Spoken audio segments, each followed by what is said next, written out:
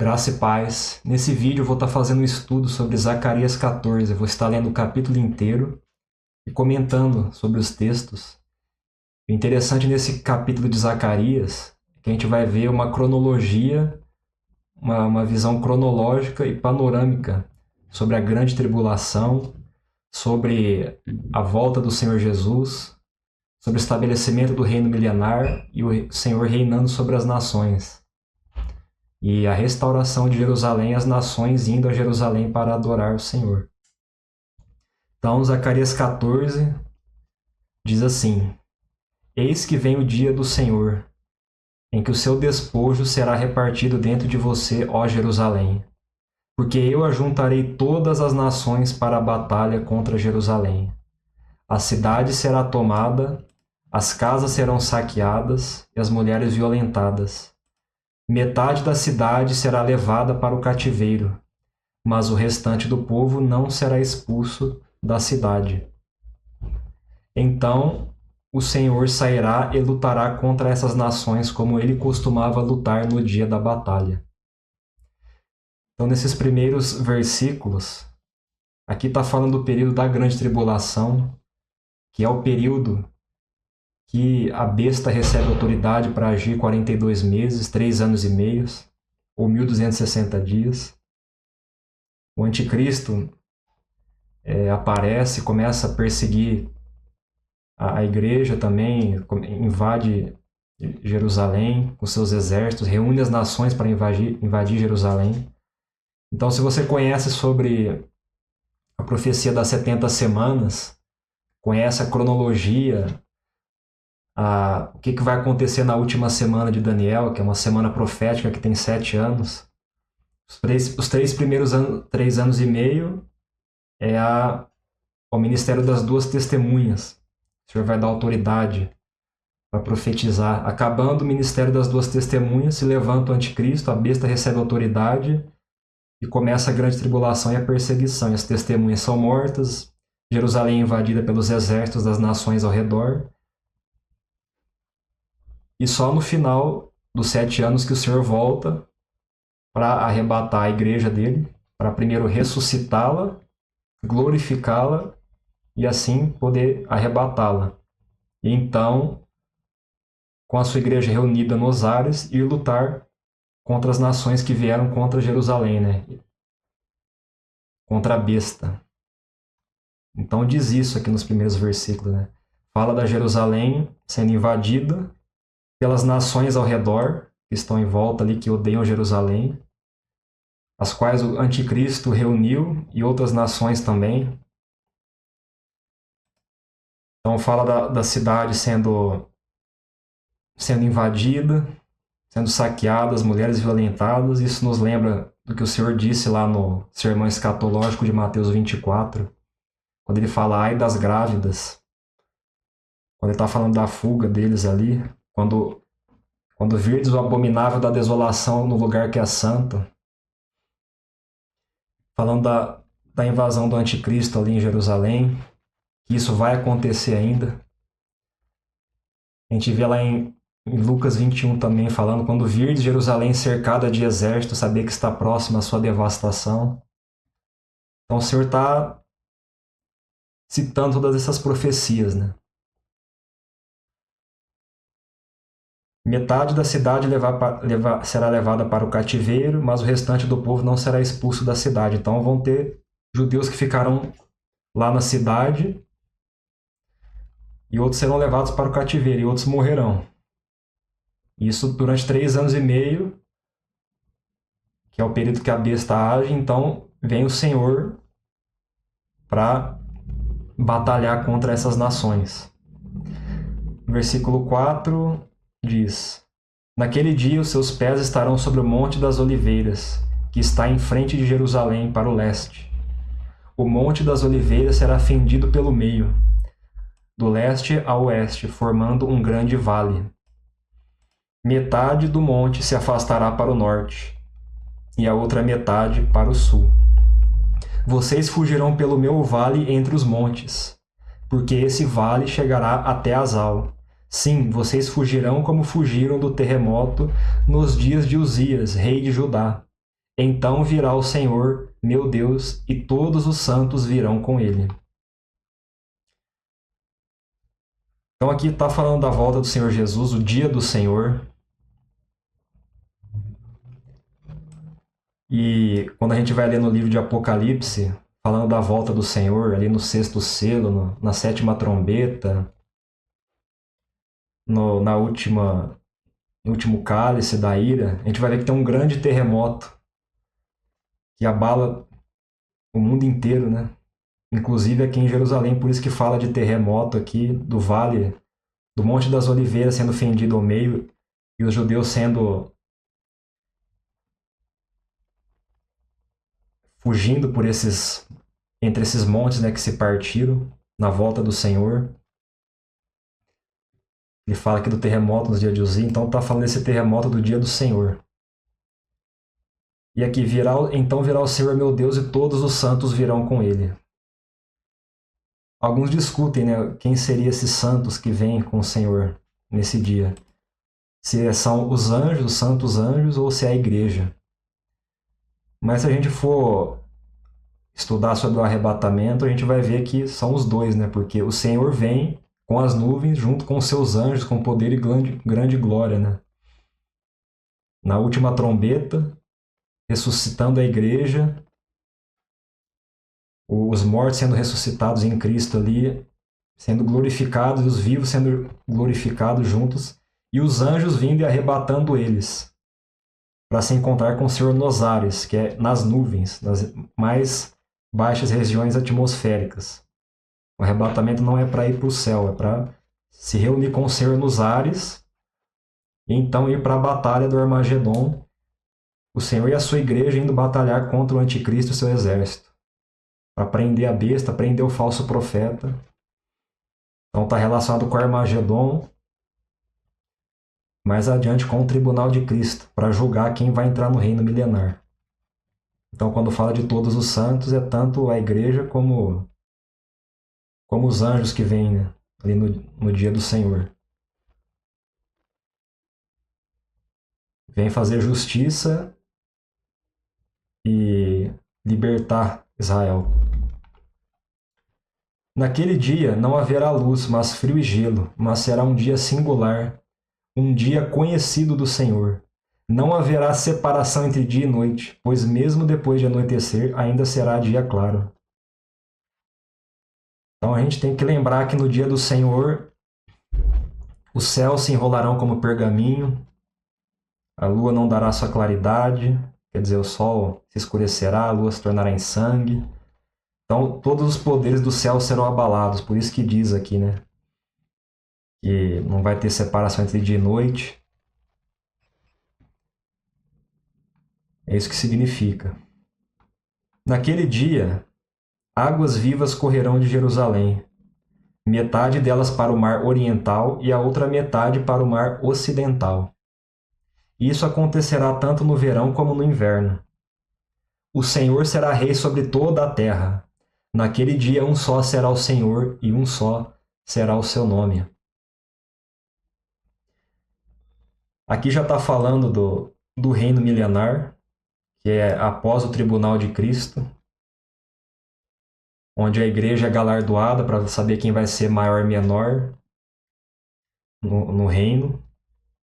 E as nações que se arrependeram durante o período da última semana de Daniel, com a pregação da igreja também sendo julgada ali para ver se entra no reino. Para ver se entra, não, para entrar no reino. E as nações que não se arrependerem vão ser condenadas ao lago de fogo e enxofre. Então aqui está falando da Jerusalém terrena, porque há duas Jerusalém, a Jerusalém do céu e a da terra. No reino milenar é o reino do Filho de Deus, é o reino de Jesus, que ele herda o trono de Davi, que é em Jerusalém, e a gente vai ver as profecias que falam da restauração de Jerusalém. Então não é Nova Jerusalém, é Jerusalém da terra mesmo, sendo libertada e sendo restaurada. E durante o reino milenar não vai ter mais guerra ali. Então a gente vê águas vivas correndo de Jerusalém para o mar oriental e ocidental, tanto no verão como no inverno. Então aqui é o período do reino milenar já. E o Senhor será rei sobre toda a terra. Naquele dia um só será o Senhor e um só será o seu nome. Então, após o dia do Senhor, o arrebatamento, o Armagedon, o tribunal de Cristo, o reino de Deus é estabelecido na terra, através do seu Filho, primeiramente. E ele é o reino messiânico. Ele que vai reinar sobre as nações junto com a sua igreja, que compartilha da mesma autoridade de reinar sobre as nações e governá-las. O Senhor Jesus, e lá no Salmo 2, versículo 8 diz, né? Deus diz para ele: Pede-me e te darei as nações como herança e os confins da terra por tua possessão. Então, essa herança do Senhor é governar povos, é governar pessoas. Ele compartilha dessa mesma herança com a sua igreja, que também vai governar, pastorear pessoas e herdar territórios no reino. E isso no mundo inteiro. É aquilo que o Senhor prometeu para Abraão, aquela posse da terra de Canaã, como possessão perpétua para ele e para sua descendência. E a descendência de Abraão é Cristo. E quem é de Cristo também é descendente de Abraão e herdeiro da mesma promessa. Então aqui mostra que o reino será na terra, o Senhor será rei sobre toda a terra. O Senhor aqui falando sobre o Filho.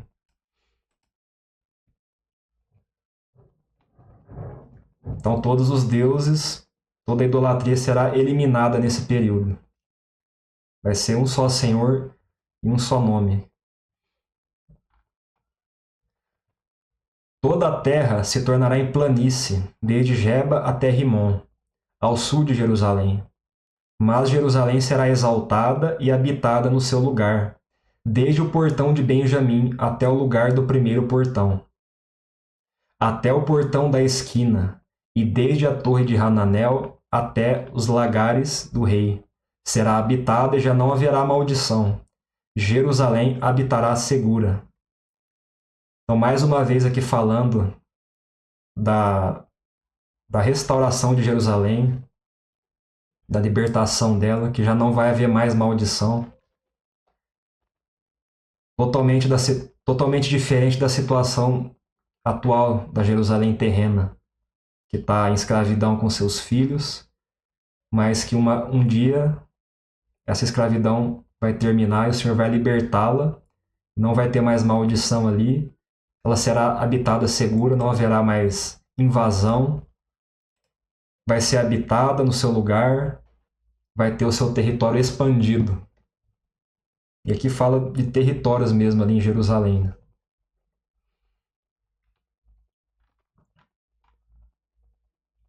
Versículo 12 em diante. Esta será a praga com que o Senhor castigará todos os povos que guerrearem contra Jerusalém. A carne deles apodrecerá estando eles em pé. Os seus olhos apodrecerão nas suas órbitas, e a língua deles apodrecerá na boca. Naquele dia também haverá da parte do Senhor grande confusão entre eles. Cada um agarrará a mão do seu próximo, cada um levantará a mão contra o seu próximo. Também Judá irá lutar em Jerusalém, e se ajuntarão as riquezas de todas as nações vizinhas, ouro, prata e roupas em grande abundância.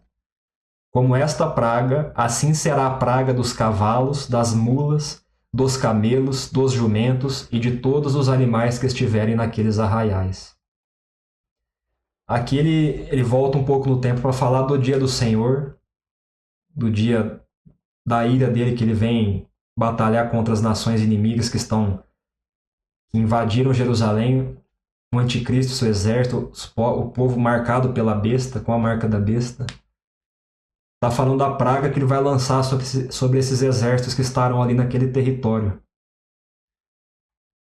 Aquelas pessoas que invadiram, mataram, fizeram coisas detestáveis ali em Jerusalém. O Senhor vem no dia da vingança fazer justiça. Então o Senhor lança uma palavra ali e a carne deles apodrece, uns morrem na outra, outros eles mesmos vão se matar ali, vai ter confusão entre eles. Cada um levantará a mão contra o seu próximo, então eles mesmos, o Senhor vai lançar uma palavra ali e eles vão se matar. E aqui fala de Judá, os judeus lutando em Jerusalém, e após tudo isso, toda essa guerra, juntando as riquezas dessas nações vizinhas que guerrearam contra Jerusalém. E fala da praga que o Senhor lançou ali sobre os homens, também sobre os seus animais.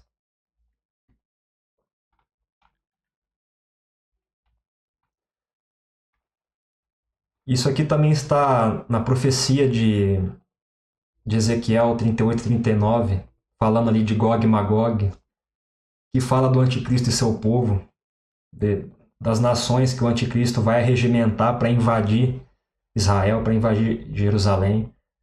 Então, se você for ler esses 2 capítulos, vai estar falando também essas coisas, dessas nações invadindo ali, depois o Senhor fazendo vingança contra eles, estabelecendo a justiça dele, das pragas que o Senhor lança sobre esses povos inimigos, da morte do anticristo e seu exército, e depois desse período, a casa de Israel ali, os judeus tendo que enterrar os ossos desses exércitos, né, inimigos por 7 meses. De tanto que vai ser a matança ali, né? Então, depois que acontecer essa guerra, depois do tribunal de Cristo, tem um período de restauração ali, né, para limpar a terra, para ir restaurando o território e restaurando Jerusalém. Então, um processo de restauração. Versículo 16 em diante. Todos os que restarem de todas as nações que vieram contra Jerusalém subirão de ano em ano para adorar o Rei, o Senhor dos Exércitos, e para celebrar a festa dos tabernáculos. Se algum dos povos da terra não subir a Jerusalém para adorar o Rei, o Senhor dos Exércitos, esse povo ficará sem chuva. Se os egípcios não subirem, nem vierem, ficarão sem chuva. Virá sobre eles a praga com que o Senhor castigará as nações que não subirem para celebrar a festa dos tabernáculos. Este será o castigo dos egípcios e o castigo de todas as nações que não subirem para celebrar a festa dos tabernáculos. Então, o que diz aqui? Todos os que restarem de todas as nações que vieram contra Jerusalém subirão de ano em ano para adorar o Rei, o Senhor dos Exércitos, lá em Jerusalém, né? Para celebrar a festa dos tabernáculos. Então, dentre essas nações inimigas, pessoas vão se arrepender, não são todos que farão parte da besta, que será marcado, que receberá a marca da besta. Tem pessoas que vão se arrepender durante a última semana de Daniel, com a pregação das 2 testemunhas. Então, esses que sobrarem, restarem, se arrependerem, eles entram no reino, ali no tribunal de Cristo, né? Vai ter um julgamento ali. E como eles se arrependeram, eles entram no reino. E aqui já está falando de como vai ser o reino milenar, né? De ano em ano vai ter a festa dos tabernáculos e as nações vão ter que ir lá, vai ter uma peregrinação de ano em ano até lá para celebrar a festa e adorar o Senhor Jesus. Lembrando que aqui é o Senhor Jesus reinando na terra, né? É o reino do Filho. O Pai ainda não desceu. O Pai ainda está no céu e a Nova Jerusalém ainda está no céu, no reino milenar. E a igreja herda a terra como herança, reina sobre a terra, e como está com o corpo glorificado, tem acesso ao céu também para ir adorar a Deus lá no seu trono. Então a igreja tem acesso ao céu também no reino milenar e reina sobre a terra. E quando fala de subir, talvez alguns confundam isso como subir ao céu para Nova Jerusalém, mas não tem nada a ver. Está falando de subir a Jerusalém da terra mesmo, porque ela vai estar ali no Monte Sião, acima de todos os montes. A gente vai ver isso na profecia de Isaías 2, mais para frente. E aí vai ter a lei desse reino, né? Se algum dos povos da terra não subir a Jerusalém para adorar o rei, vai ficar sem chuva. Então vai ter essa lei, né, de adorar, todas as nações irem adorar o rei de ano em ano lá em Jerusalém. E quem não for adorar na festa dos tabernáculos, que é no mês 7, do dia 15 ao dia 21, esse povo vai ficar sem chuva. E aqui ele fala dos egípcios, então o Egito vai estar como nação ali. A gente vê isso em Isaías 19, o Egito e a Assíria, um caminho entre o Egito e a Assíria, e o Israel ali entre eles, sendo o principal das nações no reino milenar. Então fala que também, se eles não subirem, vão ficar sem chuva. E essa é a praga que o Senhor castigará as nações que não subirem para celebrar a festa dos tabernáculos. Tanto dos egípcios, se não forem, e de todas as outras nações que também não forem. Do 20 em diante diz: naquele dia será gravado nas campainhas dos cavalos: Santo ao Senhor. E as panelas do templo do Senhor será como as bacias diante do altar. Sim, todas as panelas em Jerusalém e em Judá serão santas ao Senhor dos Exércitos. Todos os que oferecerem sacrifícios usarão essas panelas para cozinhar a carne do sacrifício. Naquele dia não haverá mais comerciantes no templo do Senhor dos Exércitos. Aqui nesse texto, nesse trecho aqui, vai falar sobre um templo, o templo do Senhor, que vai estar lá em Jerusalém. Então, no reino milenar vai ser construído um templo ali, no qual o Senhor estará lá para ser adorado. Esse templo, a gente vai encontrar ele, a profecia que fala dele, lá em Ezequiel, dos capítulos 40 ao 48, que ali é uma profecia para o reino milenar especificamente. São leis ali do templo e de sacrifícios especificamente para o reino milenar. É a lei do templo, não é a lei de Moisés ali, é a lei do templo, sendo colocada em prática no reino milenar para os israelitas, a descendência terrena, a descendência natural, aqueles que não são da igreja. Então a gente vai ver que nesse templo vai ter sacrifícios, carne aqui dos sacrifícios, o templo do Senhor dos Exércitos, que não vai ter mais comerciantes ali. Então é uma profecia para a descendência natural de israelitas, aqueles que não fazem parte da igreja, ali no reino milenar. Porque a igreja não vai participar disso, vai estar reinando sobre as nações.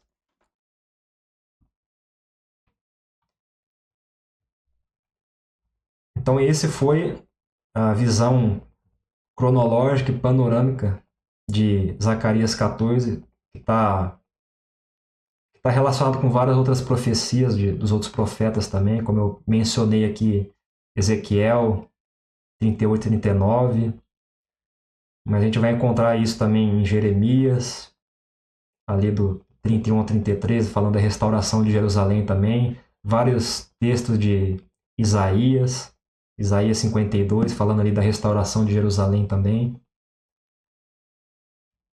Então, quando você compreende, consegue fazer conexão entre essas profecias, consegue compreender a cronologia dos eventos escatológicos, estudando a profecia das 70 semanas, conhecendo os tempos determinados, né, as festas do Senhor, a gente começa a compreender melhor, né, essas profecias e a cronologia delas.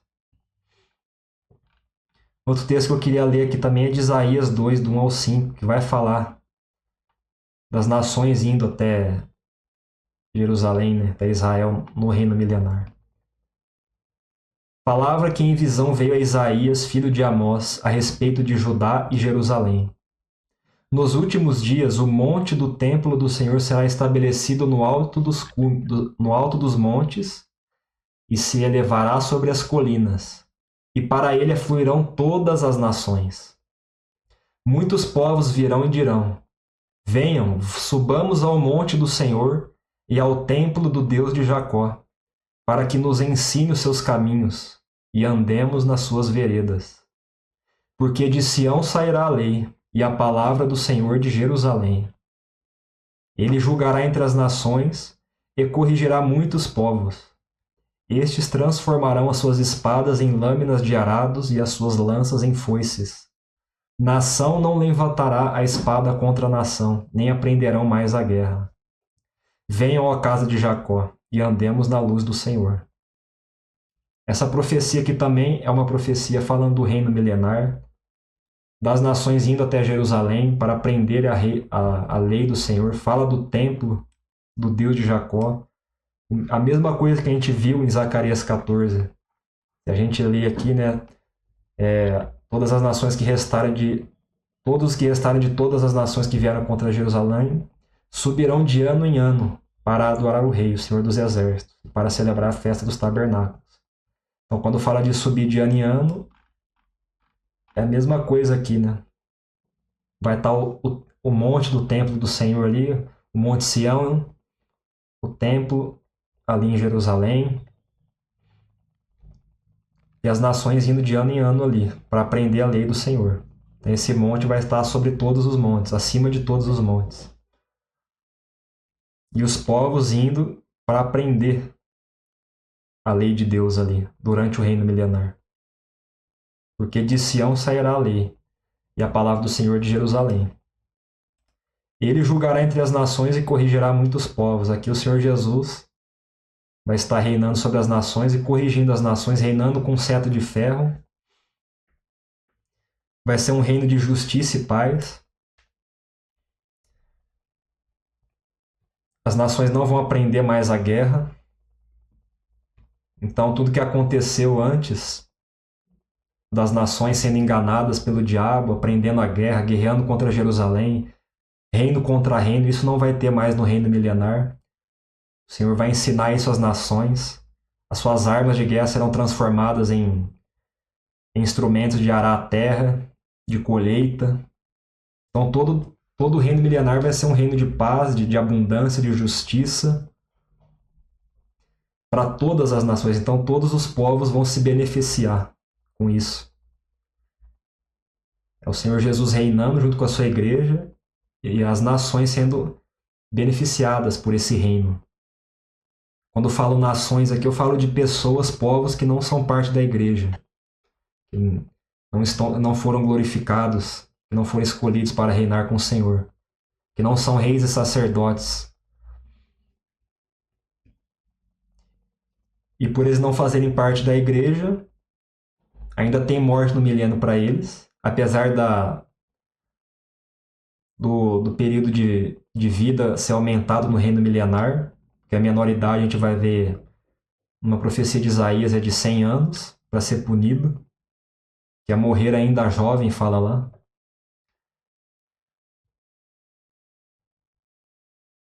E a gente vê que essas nações não vão aprender mais a guerra.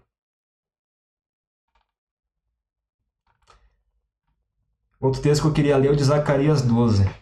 A gente leu de Zacarias 14, falando ali da grande tribulação, da volta do Senhor, do reino milenar, da Jerusalém sendo restaurada. E esse assunto ele já vem sendo tratado desde o capítulo 12 de Zacarias. Eu vou ler aqui. Sentença pronunciada pelo Senhor a respeito de Israel. O Senhor que estendeu o céu, fundou a terra e formou o espírito do ser humano dentro dele, diz: Eis que eu farei de Jerusalém um cálice de atordoamento para todos os povos vizinhos, e também para Judá, durante o sítio contra Jerusalém. Naquele dia farei de Jerusalém uma pedra pesada para todos os povos. Todos os que tentarem erguê-la ficarão gravemente feridos. E todas as nações da terra se ajuntarão contra ela. Naquele dia, diz o Senhor, farei com que todos os cavalos fiquem espantados e os seus cavaleiros fiquem loucos. Manterei os meus olhos abertos sobre a casa de Judá e farei com que todos os cavalos dos povos fiquem cegos. Então os chefes de Judá pensarão assim: os moradores de Jerusalém têm a força do Senhor dos Exércitos, seu Deus. Naquele dia, porei os chefes de Judá como um braseiro aceso debaixo da lenha e como uma tocha acesa entre os feixes de trigo. Eles destruirão à direita e à esquerda todos os povos ao redor, e Jerusalém será habitada outra vez no seu lugar, na própria Jerusalém. O Senhor salvará primeiramente as tendas de Judá, para que a glória da casa de Davi e a glória dos moradores de Jerusalém não sejam exaltadas acima de Judá. Naquele dia, o Senhor protegerá os moradores de Jerusalém. O mais fraco dentre eles, naquele dia, será como Davi, e a casa de Davi será como Deus, como o anjo do Senhor diante deles. Naquele dia procurarei destruir todas as nações que vierem contra Jerusalém. Então a gente vê aqui nesse texto a mesma coisa que a gente viu em Zacarias 14. Jerusalém, Judá sendo invadida pelas nações vizinhas ali durante a grande tribulação. Jerusalém sendo um cálice de atordoamento para todos os povos ali. A gente vê o Senhor voltando e fazendo justiça a eles, né? E os judeus guerreando contra eles depois. E Jerusalém sendo habitada novamente. O Senhor vindo salvar o seu povo. No final da grande tribulação. E do versículo em 10 em diante diz: E sobre a casa de Davi e sobre os moradores de Jerusalém, derramarei o espírito da graça e de súplicas. Olharão para aquele a quem traspassaram, prantearão por ele como quem pranteia por um filho único, e chorarão por ele como se chora amargamente pelo primogênito. Aqui já vai estar falando sobre o finalzinho da grande tribulação e a volta do Senhor Jesus. Que nem fala lá em Apocalipse, capítulo 1, Mateus 24, que ele vem com as nuvens e todas as nações da terra se lamentam por causa dele. Verão aquele a quem traspassaram. E aqui o Senhor derramando o espírito de súplica e de graça sobre esses judeus que estavam endurecidos e eles reconhecendo o Senhor Jesus como Salvador agora. E falando que eles vão chorar como se chora amargamente pelo primogênito. E agora vai falar do pranto em Jerusalém e das famílias ali que estão naquela região. Vai falar de Judá, de Levi. A gente vai ver aqui. Naquele dia, o pranto em Jerusalém será tão grande como o pranto de Hadad-Rimon no vale de Megido. A terra pranteará, cada família à parte. A família da casa de Levi à parte. A família da casa de Davi à parte. E suas mulheres à parte. A família da casa de Natã à parte, e suas mulheres à parte. A família da casa de Levi à parte, e suas mulheres à parte. A família dos Simeitas à parte, e suas mulheres à parte. Todas as outras famílias prantearão, cada família à parte, e suas mulheres à parte. Então a gente vê aqui a descendência de Israel, terreno, Deus conhecendo cada família ali de Israel, que vão reconhecer o Senhor Jesus ali no final, vão chorar por causa dele. Então isso está tudo conectado com Zacarias 14, como a gente leu. Isso aqui é no final da grande tribulação, o Senhor Jesus voltando, esses judeus se arrependendo, para entrar no reino ali e herdarem as terras que vão ser distribuídas para eles ali no reino. Irmãos, isso é o que eu queria fazer sobre o estudo, isso é o que eu queria falar. Espero que você tenha gostado. Se você gostou, deixa um like, se inscreva no canal. Deus te abençoe.